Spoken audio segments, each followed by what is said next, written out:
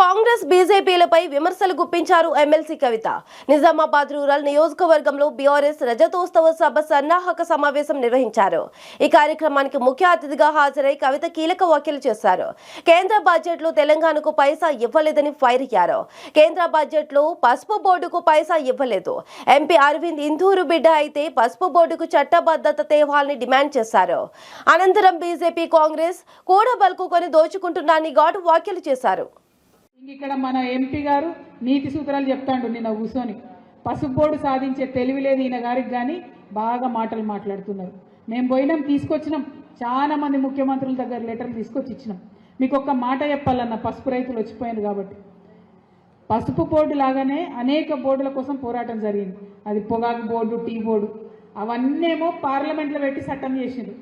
Only పసుపు board అంటే ఎంత తేలిక అంటే, ఎంత అలుసు అంటే, ఎంత చులకన అంటే, కేవలం గజెట్ ఇచ్చి పెడేసారు అంతే.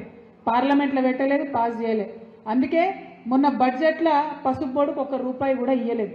ఇచ్చే అవకాశమే ఉండదు, ఎందుకంటే చట్టబద్ధత లేదు పసుపు బోర్డుకి. నేను అరవింద్ గారికి చెప్తా ఉన్నా, నువ్వు ప్రెస్ మీట్లో కూర్చొని పిచ్చి మాటలు మాట్లాడు కాదు. నిజంగా నువ్వు ఇందూరు బిడ్డవైతే, నిజంగా నీకు దమ్ము ధైర్యం ఉంటే చట్టబద్ధత తీసుకురా పసుపు బోర్డుకి. పసుపు ధర తగ్గినప్పుడు రైతులను వచ్చి ఆదుకో, పసుపు కొత్త ప్రయత్నాలు చేయి, ఇంకా ఇంప్రూవ్ చేయి. తక్షణమే నువ్వు బాండ్ పేపర్ రాసిచ్చినా కూడా మరి ఇన్నేళ్ళైంది ఇయ్యలేదు, ప్రజలైనా నిన్ను క్షమించిండ్రు. ఇప్పటికన్నా కనీసం సిగ్గు తెచ్చుకొని ఆ పసుపు బోర్డు పాస్ చేయించు పార్లమెంట్లో. చట్టబద్ధత తీసుకురా, దానికి పనికొచ్చే పనులు చేయి. అంతేగాని ప్రెస్ మీట్ పెట్టి పిచ్చి పిచ్చి మాటలు మాట్లాడితే ఇది ముంగటి బీఆర్ఎస్ కాదు బాబు. నేనైతే మా కార్యకర్తలను ఆపలేని పరిస్థితి ఉంటుంది.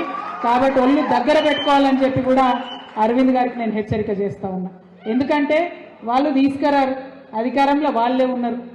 తేవచ్చు కదా, ₹1 తేవచ్చు కదా, తెచ్చిండ్రా? మొన్న బడ్జెట్లో కనీసం తెలంగాణ ఊసన్న ఉన్నదా, పేరన్న ఎత్తిండ్రా?